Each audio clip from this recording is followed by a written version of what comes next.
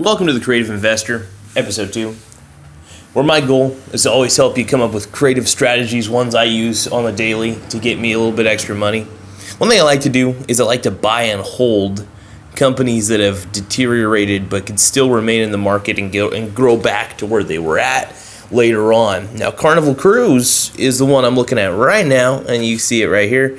They have dropped 76% in the last 3 months due to the COVID incidents. They have a good dividend payout. I don't know, they might have to skip it, but hey, you know what? It's good for a future dividend payout. That's the way I look at it.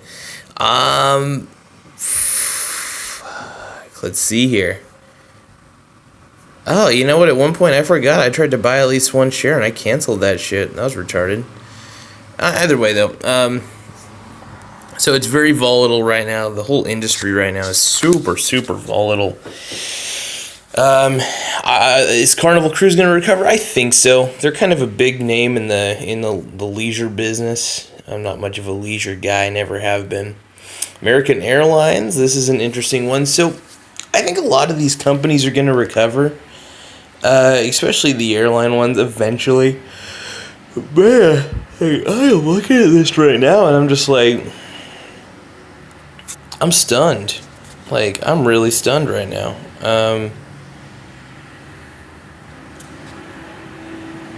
Let's see what else we got. I'm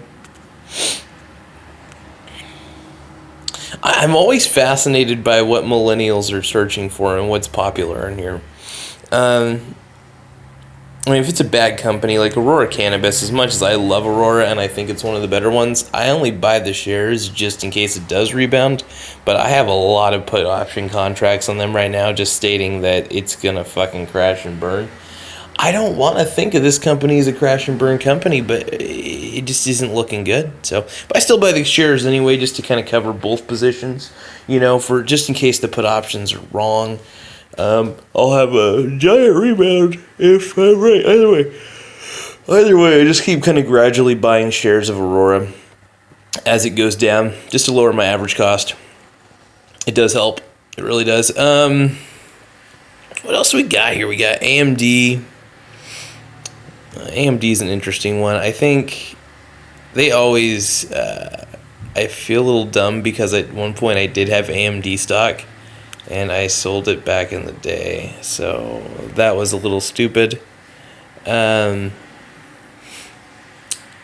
Growth. Canopy Growth is okay. I'm speculative on it. I like it, but I'm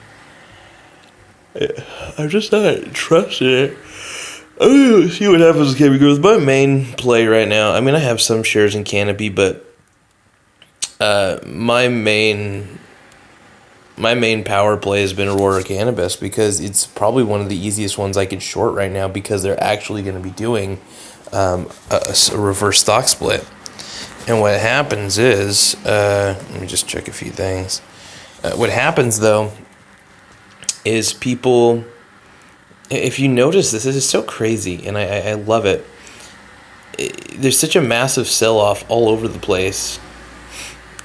There's going to be even more of a sell-off. Like right now, it's down to, let's see, 71 cents.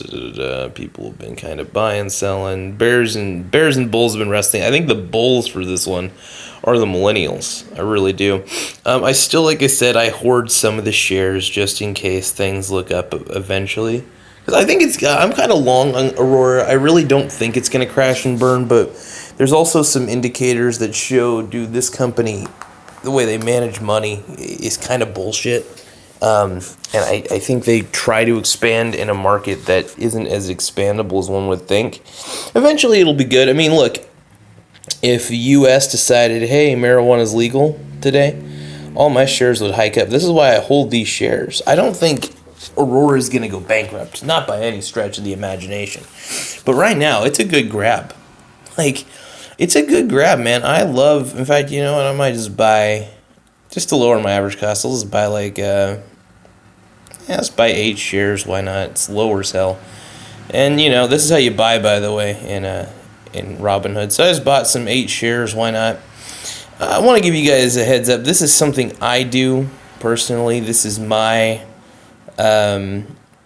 these are my philosophies. These are my ways of doing things. I don't know if they're going to work for you, but I share them with you because, maybe they will work for you. I don't know. And I hope they do. I legitimately, truly hope they do. So that's one of the reasons why I share everything I share, because I want to see you win. It's my goal. I love, one thing I love, I got Robinhood Gold, by the way, which actually loans you out a little bit of money, which is nice, you can use. And if you look at Robinhood Gold, it shows you everything. This shows you, it shows you on Robinhood Standard, but you get access to, data, gold data, research reports.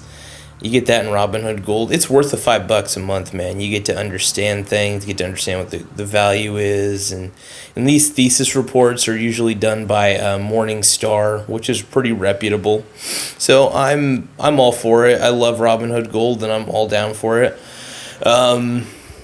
CannTrust, they got delisted, and I kind of wish I would have invested in them a little bit. Let's see.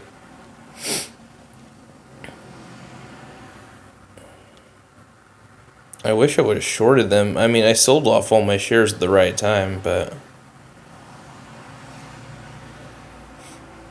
yeah, it was a weird one. I have to admit, I like CannTrust as a company. They're not bad, but they're also just the whole marijuana industry is a volatile one, and I'm glad I'm betting against it right now.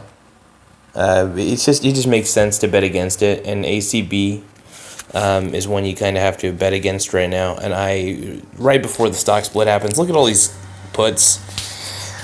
If it gets detrimental, these 50 cent ones right here, 27.20 expires next year, expires September. For the other ones, I got some dollar ones too. These are gonna be worth something. So I'm holding on to these contracts for dear life. And as the stock goes down further, I just buy a little bit more to lower my average cost.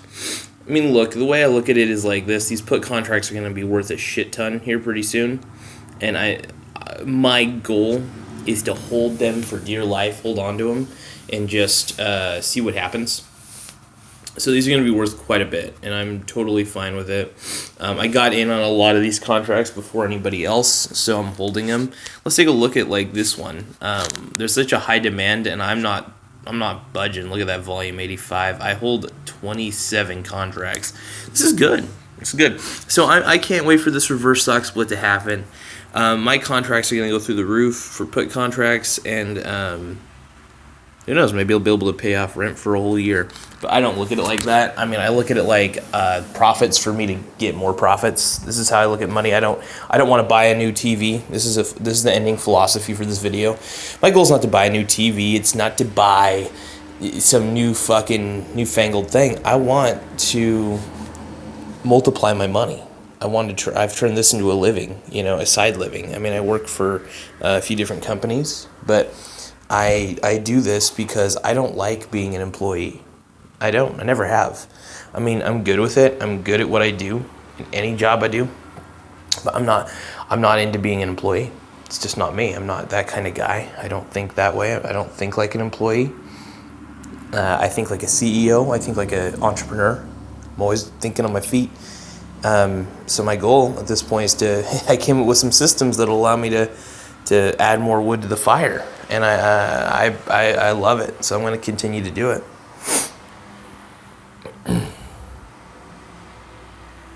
But I do want to thank you guys for taking the time to view this video today. I'm going to upload it to YouTube.